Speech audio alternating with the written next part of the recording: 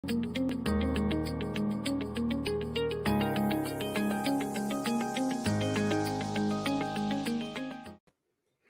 and welcome to Video Marketing Confidence Live, a fortnightly live broadcast helping you and your business to better engage your audience through the use of videos.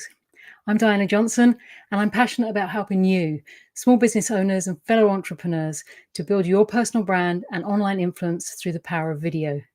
Effective video marketing has the power to move people to action and enable you to thrive.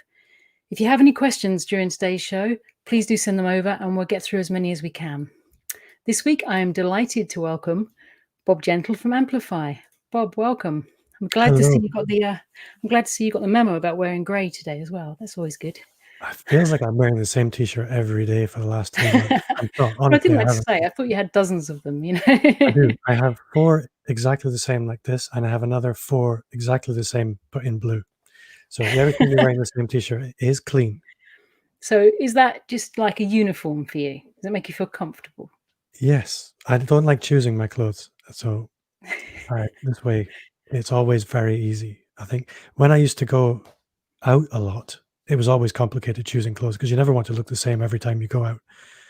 But these days, it's just so much easier. Get up in the morning, I know what I'm wearing. It's always clean. So yeah. And when was the last time you wore that natty 3-piece suit you have? February. Wow. Yeah. It's a long time since I've worn a shirt. You're going to have to dust that next time you wear it. Mm. So now I know you refined your business over the last 3 to 5 years. Could you tell us a little bit about who you are, how those changes came to be, and where your business is at now? My name is Bob Gentle, and I run a company called Amplify. In simple terms, it's a digital marketing business, but it really sits in 3 core tiers. So I do corporate consulting, and with those kinds of clients, I'm usually working at the strategic layer. A lot of the time, they'll have resources in place, but those resources are often pulling in different directions. They maybe don't find it so easy to see the big picture, and often there's lots of different people's competing priorities. So I kind of help unify that and fill the technical gaps. For smaller businesses, SMEs, I'm kind of doing the same thing, but often we're doing a lot of the delivery as well. So that might be ad management, it might be search management, it might be sort of helping around the social media space. It really depends. And then the newest part of the business, but by new, it's a couple of years old now, is really working with solopreneurs, small businesses, sort of micro businesses.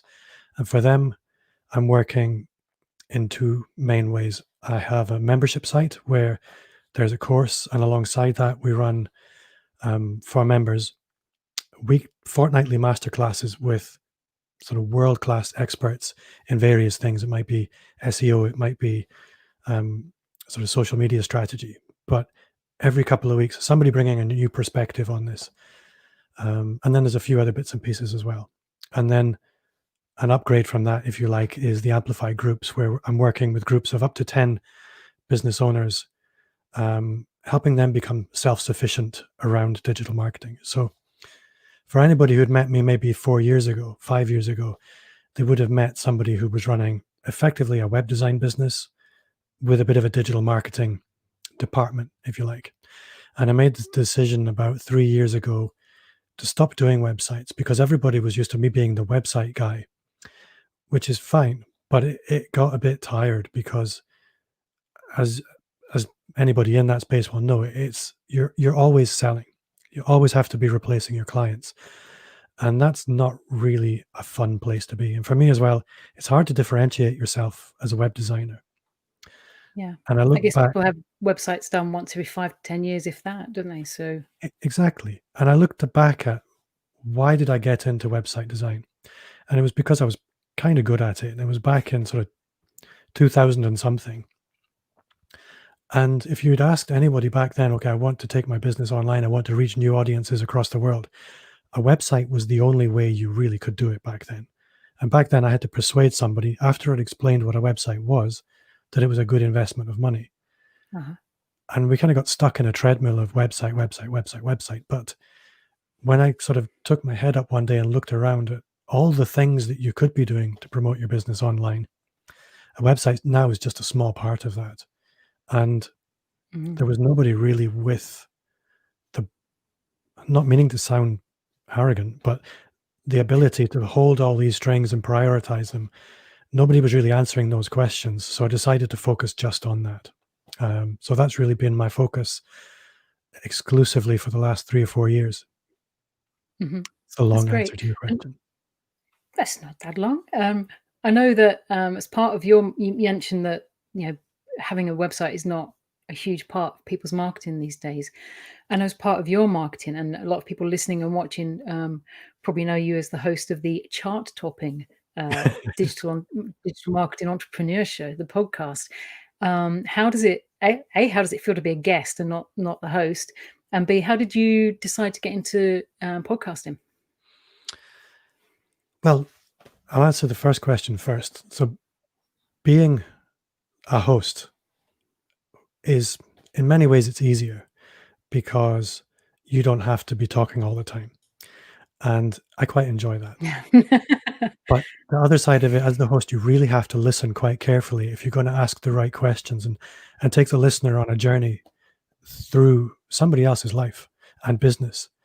So I enjoy being the host because I get to really be nosy effectively, and I get to choose who I'm spending time with. So I love being a podcast host. Being on the other side of the equation, I kind of like it, but for a long time it was really, well, who am I showing up as? What's my thing? Because if you're going to show up as a guest on somebody else's podcast, they're going to expect you to have an angle. And I really wondered what that was for a long time. And it's actually through working with the micro businesses that I really discovered what that was. And it's helping people along the same journey kind of that I've been on. You asked how that podcast got started. Yeah, And it was really because I knew I wanted to build my business beyond my local geography, because the people who really needed what I wanted to deliver were not local to me. And alongside that, um, there's a whole authority piece that goes along with a podcast or a YouTube channel or a live stream like this. If you actually build it into a show the way you've done it, or your podcast, that builds slowly over time, that leads to all kinds of opportunities. And it's very easy to see that when you haven't taken the first step and think, well, that looks like a mountain that I can't climb. yeah. But like It any gives mountain, you kind of yeah, have to start. yeah, you have to Um, start somewhere, and it gives yeah, your audience greater access to you, and therefore they get to know you a lot better yeah, than through the mediums. So, yeah, and I guess not everyone wants to sit down and watch a video, but they'll play a podcast in the car. So you're opening up the ways and times that people can access you. yeah. As well as that, I think because my podcast is exclusively interview based, I get to spend time with people that inspire me. I know who those people are because I see them on social media or I read their books, and I get to know them and I get to ask my questions, and I get to spend time with people who, if I wasn't publishing a podcast at the end of the day, would be charging me thousands for those conversations. And I'm not joking. Some of these people Yeah, would charge you thousands for a 1 hour conversation. And I get that for free, and I get to build my own personal brand at the same time. So that learning that's come out of that, being able to spend time week after week with amazing people, for me has been quite transformational. But the other side of the transformation is working with these micro businesses. They expect me to be walking the walk, not just talking the talk. It's very easy to be an advisor and tell people what to do. But when you're working directly with the business owner, they hold a mirror up and say, well, you're not doing what you're telling us to do. And that just doesn't wash. So for me, that's forced me yeah. to always be sitting on the edge of the comfort zone. Which is it's a good place for us to be as entrepreneurs. It's nothing happens in your comfort zone. It's only when you break out of that you actually start to see some results. Yeah. So No, as we will both testify, sat here on a live broadcast. um, So, I mean, so I was going to say you work in such a large sphere. Social media is such a huge place to be. Um, And I guess a lot of people, when they start to think about how they can be using social media for their businesses, maybe get overwhelmed.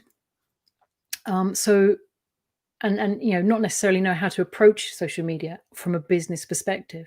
And a lot of people go out there and try and hard sell, and we both know that that's not ideal for that medium. So I'm curious about, when you start working with a new client, how do you help them to address this? Well, I've refined this a little bit over the last couple of years. And I used to jump straight to content strategy or things like that, which is where a lot of people would go. But if you spend any time looking at any literature around marketing, they'll often talk about the 7 Ps.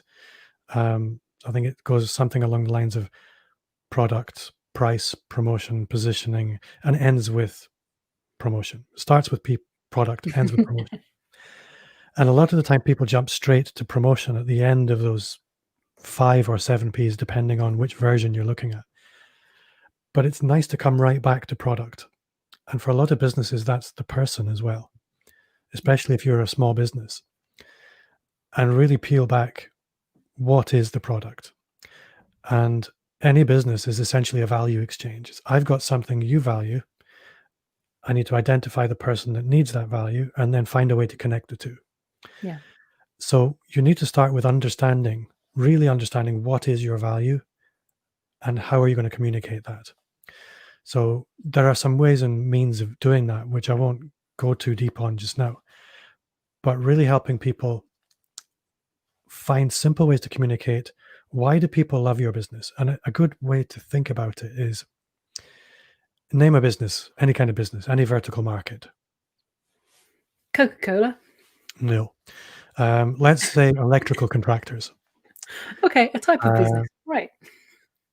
If I was to sit in the boardroom of an electrical contractor that maybe had grown over the last decade, they were maybe employing 45 people. And I said to the managing director, okay, there's other company over here. They do exactly the same as you, kind of, from my perspective from the outside. Are you exactly the same? That managing director is going to go, no, no, no, no, we're completely different. Well, how do you communicate that? This is the value. What is your value? Because your value is definitely different to them. And it might be your values, it might be the stories you tell, it might be your heritage, but you need to find a way to crystallize that down so that when somebody says, who the hell are you? You have an answer that makes that person understand, wow, yeah, now I get why you're different from those other guys, because it's not going to happen by accident. And once you've got that, that then becomes the fuel for your content marketing, for the content that you write for search engines, for the advertising that you do, for a live stream. What are your talking points going to be? This sort of value proposition is a terrible word because everybody's heard the word value proposition, but finding a simple way to capture that is where I would start. Right. Okay. And obviously, when you move into the posting on social media and the strategies that you've mentioned, there's various types of content that can be included. So just a random selection of text, photos, graphics, infographics, logos, goodness knows what, interviews, video, testimonials, all kinds of things like that. Should all businesses be trying to tick as many boxes as they can, or should they be focusing on photos, or does it just depend on their business? It depends on lots of different factors. I guess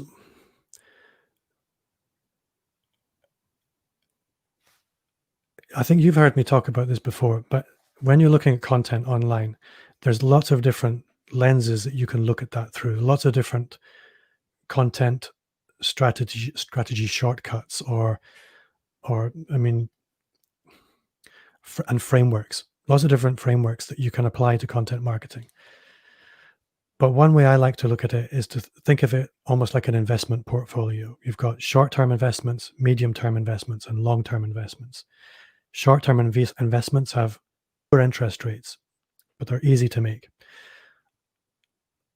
Long-term investments require more effort and have more risk. So in terms of the short-term investment, you're looking at paid traffic.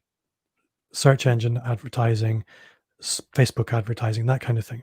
You pay Mhm. your money today, you get your result today. Anybody can do that, but it was described to me a little bit like heroin. It's like once you start, it's very difficult to stop, and it's very expensive. I was going to say it's very expensive. It's Yeah. not a good lifestyle choice. Then looking at medium-term investments, that social media, social networking, it's social content. And it's important, but it can take a little bit of while for its impact to come back to you. The long-term investments are painful, no avoiding it. And it's things like blogging, it's just hard work. Mhm. Time Podcasting, consumer as well. you have to step outside your Listen. comfort zone and be visible. Yeah. And then YouTube. YouTube is the gold standard of content marketing because it pays a tremendous dividends over time. Now, there's another perspective on this. Before I shift onto that, coming back to that portfolio approach, any investment advisor will tell you need a balanced portfolio across short, medium, and long term. And that's what I would suggest. But another perspective is repurposing. And this is another framework of a repurposing framework. So if you're going to produce one piece of content, Mhm. let's squeeze the most juice out of it we can without being repetitive. Yeah. So this is why video is potentially so powerful, I was because going it to say, sits. for me, repurposing starts with the video. I know for you, it's a slightly different way around, but it's the same sort of journey, isn't it? It has changed actually for me a bit, that I've All right. started to take a video first approach. To maybe explain I to never thought anybody I'd that's hear you say watching, that. to maybe explain what Diana was talking about there, I used to have the approach where I would start with a blog post, and then I would convert that into a solo podcast, and then I would do a YouTube video around the same topic. I don't do that anymore because I found I was compromising YouTube in order that it would work as a podcast and a blog. And I was compromising the podcast because it really works best with guests and not solo stuff. So now Ah, my YouTube content is for YouTube. My podcast content is for the podcast. But for anybody that's just getting started in content marketing, repurposing is really important. So going from video to audio to written, you can sort of build in some transcription so it's all done for you. That written content can then easily become lots of snippets of social content. yeah. Now, that sounds and is quite idealistic. It's much harder to implement. But like anything worth having, it's kind of hard. And if you can find a process that works for you, you can cover a lot of ground and you can find a tremendous competitive advantage. I have my own processes now that work quite smoothly. They're not ideal by any standard, but they work for me. But certainly, when we're talking about content types, I would say they all have their advantages and disadvantages. And there's also the perspective of comfort and confidence, which has to come into the equation. Yeah. So if you're somebody that's absolutely terrified of showing up online, as I was 3 years ago, Mhm. for me to jump in to do a live stream like this was never going to happen. It was not on the cards. I would have run screaming from it, saying there's no point. I'll just look like a fool.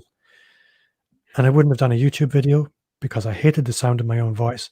I looked ridiculous on camera because when you look in the mirror, you look quite different because your face is back to front. And I hadn't had any positive reinforcement about the content that I was creating. So I was just expecting failure. So it's important to build up the baby steps. Confidence Mhm. grows over time. So I started with a podcast. It was quite easy. For me, it was terrifying. From the podcast, I started to experiment with a bit of social video. For me, something as simple as I remember there was a day when I decided, particularly around Instagram, that I was hiding, and I was hiding behind a company brand. And lots of people will probably resonate with this, that you can see people doing selfies all over the place and they're getting tremendous engagement on their posts. And you think that's just a narcissistic mess. Why are they doing that? But those people's businesses were growing. And I was thinking, but they're idiots. They don't know anything. It's because they were showing up in people's feeds and they were telling a story. Yeah. So if you can start showing up in somebody's feed and telling a story, there will be a certain number of people who will go, you know what, I quite like him. It won't be everybody, but it'll be enough people to be significant for you. And so once I understood that, I started doing it, and it was painful to begin with. But some surprising things happened. I got great feedback. I won some business through that. Not only that, people who heard the podcast started to feel they knew me a little bit more. And over Yeah. time, that built into business. So you start to build that relationship even though you've not Yeah. actually met. Yeah, totally. And A few things come out of what you just said. Sorry, just carry on. well, no, I was going to say that simply extended itself into video. And it's just comfort zones are elastic. If you Mhm. keep stretching them, they grow over time. Okay. And really, that's all I was going to say. Okay. We'll come back to video in a moment. But you mentioned that you do the podcast and that it wasn't quite in a repurposing term, it wasn't quite as simple as just taking a video and putting it on, taking the audio and putting it onto a podcast and chucking it onto YouTube and doing this, that, and the other. So if people are posting on many different platforms, do you think the content style should be different for each platform, or is it more important to keep that branding consistent across all the platforms? Um, I think it depends on you and where you are in your content journey. And you'll get feedback from your audience as well. I would say done is always better than perfect. Okay. So just try. I wouldn't want to be too prescriptive, really. That, yes, in an ideal world, you're always going to post native content first. So you're going to create content for YouTube. You're going to create content for a podcast. You're going to create short form social content for social media. And you're going to create different content to run in ads. And your blog posts are going to be written for the reader and for search engines. But Yeah. that's very idealistic. So let's start with what can you do? For you right now, that's the right strategy. Okay. I think it was Chris Marr. I asked him once, what's the next big thing in digital marketing? And his answer was, the next big thing in digital marketing is the thing you actually do. Yeah. Because there is no right thing. There's just action. Action will always trump inaction. Talking of right things, I have to ask a question because I do not know the answer. Is there a place for TikTok in business? I'm probably the wrong person to ask. I remember it was about 3 years ago. I started trying to install TikTok on my phone, and my youngest son kept discovering it and deleting it because he did not want his dad to have TikTok. He was terrified. Visions of dad dancing all over the place. Which, if you'd known me 3 years ago, this was never going to happen. It's still me No. dancing is never going to happen. But I haven't honestly spent any time with TikTok. But I do know people who are doing quite well with TikTok in our industry, and they're not the traditional sort of down with the kids millennials. These are actual proper adults that are doing quite well on TikTok. No, adults on TikTok? Are we sure? Hang on, I just need to find where this reflection's coming in and fix it because it's doing my head in. Yeah, no problem. No problem at all. Just the thought of Bob being on TikTok is just out of this world. I just got Still one. not found it. That's probably it. Okay. So completely lost my train of thought now. So, but I'm We going were to take talking it about back TikTok. to what you were talking about with video and your own journey in video. Now, I know from having known you for several years that your journey into video wasn't enthusiastic, shall we say? No. So I'm curious about what your personal barriers were and how you touched on it a bit earlier about how you managed to overcome them. But can you go into that a bit deeper? Um, there have been lots of barriers along the way, and there are still barriers. There are technical barriers, creative barriers. There's perfectionism. I'm sort of one of these people who I have a very strong aesthetic, and I know what I like. I know what looks good. And if I can't create what looks as good as that, then it's a problem. Yeah. And that will often come back to how self-image is a big part of it as well. How you feel about how you look, how you feel about how you sound. The truth is, nobody ever looks or sounds as good as they wish they did. You just need to fuck it up.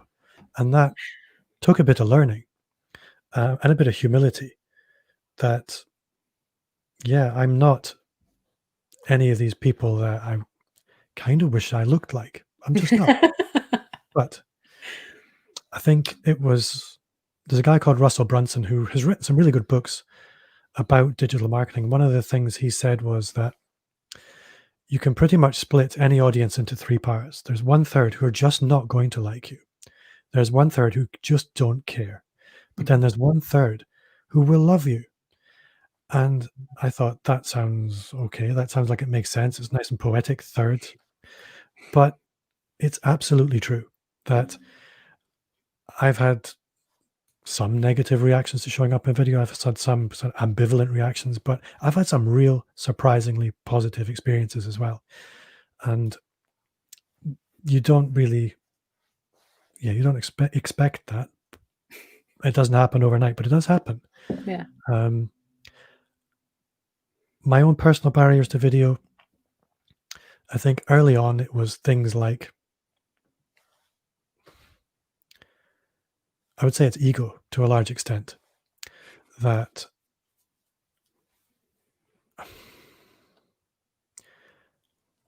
and also I think knowing what you're for, who you're for, that you're not for everybody, that there will be lots of people who watch me on video and they go, he's an idiot. And that's okay. I'm not for them. Same here. Most of my barriers around video were fear and embarrassment and not willing to take a risk and not willing to look foolish. But you have to always have a clear vision. You need to know why you're doing it. And once I unlocked the why I was doing it, and that was part of what you could almost describe as a mission, then it became much easier. Then you have a good reason to push past your comfort zone. For me, it's not about money, although it has driven more business than anything else I've ever done. But it's not about money. It's about looking back at where I was 5 years ago and thinking, and this is now, I don't want anyone else to have the pain that I had to go through in order to build the business that I have now, because it was painful. So that why helps you power through the uncomfortable things. Yeah. For me, there was never a technical barrier. It was never a creative barrier, although there have been those things. It was much more, around confidence, being an introvert, having a clear content strategy around that, and a good reason to do it. And after I got that down, it was fairly easy. Cool. We've had a few questions in now. You sort of touched on part of this earlier when you said about what's the next big thing, but when you asked Chris Marr. But we've had a question in from Sasha. What's the fastest growing platform, and is there any advantage of being an early adopter? Now, I want to also tie that back in with TikTok, because if businesses aren't really using much TikTok much for business purposes, for business marketing, is TikTok the place that businesses should think about being? Would that still be classed as an early adopter on that platform? Well, early adopter can be a bit of a gamble. If you were an early adopter on Snapchat, you might have had a really good couple of years. But is that a good long-term strategy? Mm-hmm. TikTok Do you think could TikTok will go the like same that. way? Yeah, it could go like that. Also, looking at how the Americans are handling TikTok, Yeah. it looks like a fairly risky investment. I certainly wouldn't want to put all my chips in on TikTok right now. Mm-hmm. I would far rather look at TikTok in the context of an investment portfolio and think, okay, we've got the things that we know work, but then we've got like a very high risk category. take a So gamble and I see what wouldn't, happens. yeah, I wouldn't be looking at TikTok personally until I had nailed down my ad strategy. I had nailed down my social media content, and I had nailed down one good, solid, long-term investment. So I knew I'm either doing YouTube, I've got a podcast, or I've got a blog that's already driving traffic. And now I'm willing to put some time into something like TikTok, speculatively. Mhm. That's how I would approach it. Okay. So I'm not going to be doing it anytime soon. That'll please your sons. Another question from David is, how do you measure ROI through social media? That's a really, really good question. There are lots of different ways you can do it. Some people will do it based on engagement, which I think is a terrible idea, because what I often find is a lot of the people who engage never spend money. So I I would say also looking at it from the perspective of just social media is like judging football by the goals. Mhm. That's a bad analogy, but it's only Because you one win if aspect. you get the goals. Social media should only be one aspect of a digital strategy. Um, it depends also if Sasha, was it Sasha? No, David. David. If David is working as an employee within an organization or he's the business owner, there'll be a different perspective because social media is possibly all he can control. If he's the business owner, he can control more. So the way that I would measure ROI on social media is sales. Um, as we said, it's a medium term investment. So I would Mhm. expect after 6 months of consistent, high quality social media content, that would be building my personal brand and audience and credibility to the extent where I would expect to see something coming back. And if that's not the case, then maybe I need to do some diagnosis on Mhm. my content But a or, test and measure would that yeah, should you test and measure everything you do on social media or pick a strategy? I would say no, because you'll end up in analysis paralysis. I know I'm Mm. going against what a lot of people would say, but the things that you can measure on social media are the things that matter to the platforms, not to you. So you can measure engagement because the platforms care about engagement because that's their key metric for deciding whether you are working for them. Mhm. And you don't want to work for them, you want to work for you. Exactly. Um, so I wouldn't really look at the social media platform metrics at all. I would look at what connections am I getting? What relationships am I building? How am I influencing people? And that's often hard to measure. So the only way you can measure it is what's coming back to me. Um, when your metric is also engagement, it leads to all kinds of frankly crappy content because you start creating content for engagement, not for influence. If your content is educating, entertaining, or inspiring someone, then that might get engagement, but it's more importantly having an impact. And that impact over time is what really matters. But I'll come back to what I said about social media content only being one aspect of things. Because in an ideal world, when somebody sees a social media post from you, there's going to be a call to action of some kind. If you like this, do this, which will ideally drive you to the website, Mhm. which is somewhere where you can measure an actual benefit to you. Even more importantly, if you're taking good, holistic, in the round view of digital marketing, you're also going to have a degree of remarketing built in. So that person's been driven to your website. They're now going to start seeing Facebook ads because they've been to your website. You're Yeah. remarketing to them there. They're also going to see sponsored LinkedIn posts. They're also going to start seeing you when they move around different blogs or even on YouTube. They'll see adverts for you. Now, that sounds quite complicated, but it's actually not. It's very inexpensive. But what that means is your social media activity is going to start having much more impact than just what happens on social media because you're taking everything you can do online and joining it up. Yeah. And then your impact is quite different. And you're also going down that journey of how many times people need to see your content and engage with you Yeah. before taking the next step, whatever the next step may be. Yeah. So that's cool. So, yeah, measuring social media ROI is a difficult thing. And I personally don't try. Okay. I guess it has to be looked at with an overview of how this much of your marketing budget goes into social media and how much is your marketing budget generating for the business, sort of thing. So, like you say, Yeah, joined up with everything else. yeah. I would sort of direct back to the portfolio content approach that you should never really be creating content just for social media. Yeah, exactly. So, Bob, I'm conscious of time, and I'm also aware that you're a man in demand today. So I have one last question for you. When looking to improve their business perceptions on social media, what is the very first step a company or an individual could take now, could take today, could take to improve that perception? I would say people buy from people, and people buy from people they love first. And what opportunities are you giving people to actually get to know you? And I think this is why your business and your show is so important, because video allows you to build relationships at scale. So I would say start taking the very first baby steps towards building that confidence for starting to show up on video. Mm-hmm.